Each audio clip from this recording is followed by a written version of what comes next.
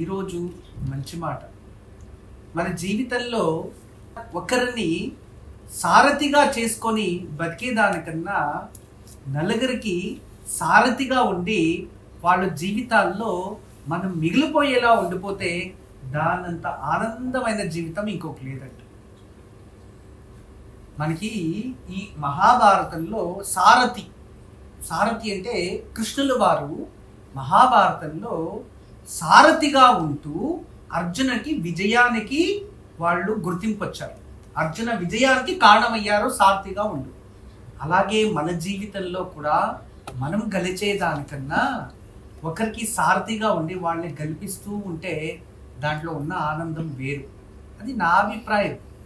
కానీ ఎంతోమంది ఎలా ఆలోచిస్తుంటారంటే వాళ్ళ స్వార్థాల కోసం ఎవరు ఏమన్నా అనుకొని ఏమన్నా చేసుకొని అని ముఖం పైన కాస్త కూడా ఎటువంటి అవగాహన ఏమి తెలియనట్టు చక్కగా వాళ్ళు ఎలా గెలవాలి అని ఆలోచిస్తూ గెలవడానికే ప్రయత్నిస్తూ ఉంటారు.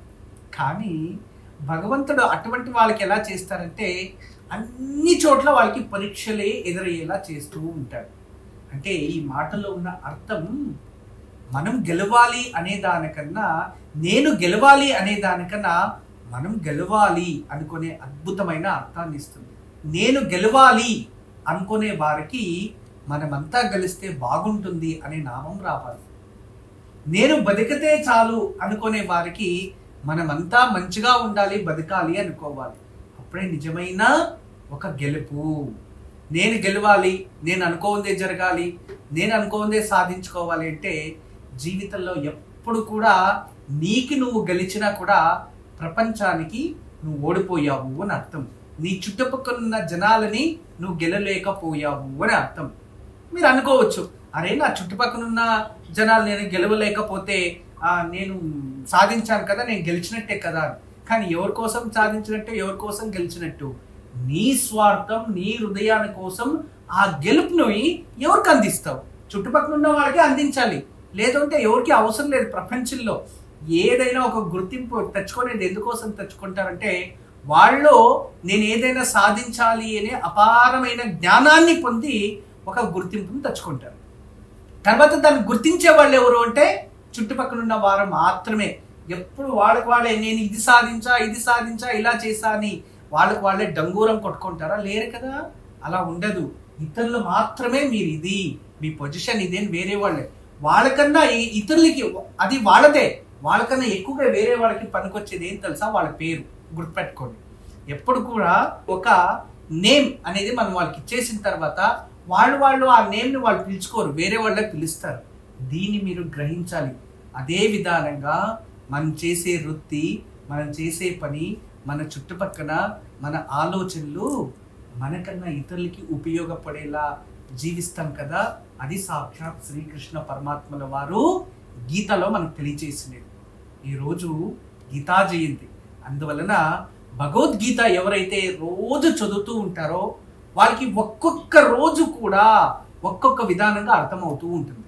ఎందుకు? ఆ 18 అధ్యాయాల్లో పూర్వంలో 25,000 శ్లోకాలే ఉండేది. పూర్వంలో 25,000 శ్లోకాలే గుర్తుంచుకోండి. దానికి ముందు 18,000 శ్లోకాలు ఉన్న తర్వాత 25,000 శ్లోకాలు అయింది. తర్వాత వస్తూ 1,00,000 శ్లోకాలకి దాటింది. అంటే ప్రతి ఒక్కరు కూడా ఒకరి నుంచి అది రాస్తూ దాన్ని విభజించి చిన్న చిన్నగా చేయడం వలన అక్కడ ప్రత్యేకంగా అవి జయ సంహిత వెళ్ళి ఇప్పుడు మహాభారతంగా గీతాసారంగా మనం పిలుస్తూ ఉన్నాం. పూర్వంలో ఈ ఒక మహాభారత ధర్మ గ్రంథం ఏదైతే ఉందో భగవద్గీతకి దానికి జయ సంహిత అని పేరు. అవి 4 భాగాలు ఉంటాయి. అందులో గీత అనేది ఒక భాగం గుర్తుంచుకోండి. టోటల్ జయ సంహిత అని దానికి పేరు. ఇలా ఎన్నో విషయాలు మనం తెలుసుకొని ఉంటాయి. అయితే ఈరోజు గీతా జయంతి కదా, వీటి గురించి మనం మాట్లాడుకోవాలి అంటే ఎంతో ఉంటుంది. అయితే మంచి మాటగా మీకు అందరికీ తెలియచేసేది ఒకటే, మీరు భగవద్గీతని ఎంత అధ్యయనం చేస్తారో మీలో అపారమైన జ్ఞానం అంత వృద్ధి చెందుతుంది. గుర్తుంచుకోండి, కష్టంలో ఉన్నవాడికి ఒక విధానంగా అర్థమవుతుంది భగవద్గీత, సుఖంలో ఉన్న వారికి ఒక విధానంగా అర్థమవుతుంది భగవద్గీత. మరియు ప్రశ్నల్లో కూడుకున్న వారికి ఒక విధానంగా అర్థమవుతుంది భగవద్గీత. ఉత్తరమే లభిస్తా లేదు అనేంత ప్రశ్నలు ఉన్న వారికి ఒక రకంగా కనబడుతూ ఉంటుంది భగవద్గీత. బాల్యంలో చదివితే ఒక విధానంగా, మధ్య వయసులో చదివితే ఒక విధానంగా, అంత్య వయసులో వృద్ధాప్యంలో చదివితే ఒక విధానంగా, స్త్రీలు చదివితే ఒక విధానంగా, పురుషులు చదివితే ఒక విధానంగా, వాళ్ళ మానసిక స్థితిని బట్టి భగవద్గీత ఒక్కొక్కసారి చదివినప్పుడు ఒక్కొక్క విధానంగా అర్థమయ్యే ఏకైక గ్రంథము ప్రపంచంలో ఏదైనా ఉంది అంటే అది భగవద్గీత మాత్రమే. అటువంటి గొప్ప గీతా జయంతి ఈరోజు మన ఇంట్లో. ఈరోజు అందరూ భగవద్గీత ఇంట్లో ఉంటే దేవుడి గదిలో పెట్టి అక్షతల పూలు సమర్పించి ఆ కృష్ణుడికి పూజించి ఒక శ్లోకాన్నైనా చదివి ఆ భగవద్గీతని తలపైన పెట్టుకొని, స్వామి నాకు ఈ జ్ఞానం పొందాలి, నేను ప్రతిరోజు భగవద్గీత చదవడానికి ప్రయత్నిస్తాను, దానికి ఆజ్ఞ చేయి స్వామి అని ఆ ఒక కృష్ణుడిని ప్రార్థించండి. ఈరోజు మంచి మాట. అందరికీ నమస్కారం. ఈరోజు మీకు అందరికీ కూడా శ్రీవాస్తు యంత్రం గురించి పరిచయం చేయడానికి వచ్చాను. శ్రీవాస్తు యంత్రం మీరు చూస్తున్నారు. శ్రీవాస్తు యంత్రం, ఈ శ్రీవాస్తు యంత్రం ఈ విధానంగా 9 ఇంచెస్, ఇలా 9 ఇంచెస్, ఇలా 9 ఇంచెస్ ఉంటుంది. తదుపరి బ్యాక్ సైడు ఇలాంటి 9 చక్రాలు ఉంటాయి. ఫ్రంట్ ఈ ఒక గ్లోబ్స్లా ఒక 9 డాట్స్ ఉన్నాయి చూడండి, ఇలా 9. ఇది శ్రీవాస్తు యంత్రం అనేది ఒక కాస్మిక్ ఎనర్జీని అట్రాక్ట్ చేసుకుంటుంది. నెగిటివ్ ఎనర్జీని ఇంట్లో నుంచి బయటికి తరిమేస్తుంది. ఇది మీకు అందరికీ దానికి పరిష్కార మార్గంగా నేను ఇవి సూచిస్తున్నా. ఎందుకంటే చాలామంది పిల్లలు సరిగా చదువుతలేదు, ఇంకొకరు మా ఇంట్లో ప్రశాంతత లేదు, భార్యాభర్తల మధ్యలో సఖ్యత లేదు, దేవుడి గదిలో సరిగా పూజ చేయలేకపోతున్నా, ఇంట్లో ఏదో తెలియని బాధ అనిపిస్తుంది, మా ఇంట్లో ఎప్పుడు కూడా ఏదో తెలియని ఒక శ్మశానంకి వెళ్ళినట్టు అనిపిస్తూ ఉంటుంది, మా ఇంట్లో కలగానే ఉండదు ఎప్పుడు కూడా. ఇక మా ఇంటికి చాలామంది వచ్చిన వాళ్ళంతా వాస్తు దోషం అని చెప్తూ ఉన్నారు, మేము ఏం చేయాలి అని ప్రశ్నిస్తూ ఉండేవారు. వాళ్ళందరికీ కూడా ఒక మార్గోపాయం చాలా రోజుల తర్వాత రీసెర్చ్ చేసి ఇప్పుడు ఈ శ్రీవాస్తు యంత్రాన్ని మేము చూపిస్తున్నాం. ఈ శ్రీవాస్తు యంత్రాన్ని ఎప్పుడైతే ఎక్కడ ఫాల్ట్ అనిపిస్తుందో అక్కడ ఒక మేక కొట్టి తగిలించాలి, అంతే. పిల్లలు చదువుతా లేదు, చదివే రూమ్లో పిల్లలు ఏకాగ్రతగా చదవాలి అనుకుంటున్నారా, అక్కడ ఒకటి తగిలించండి.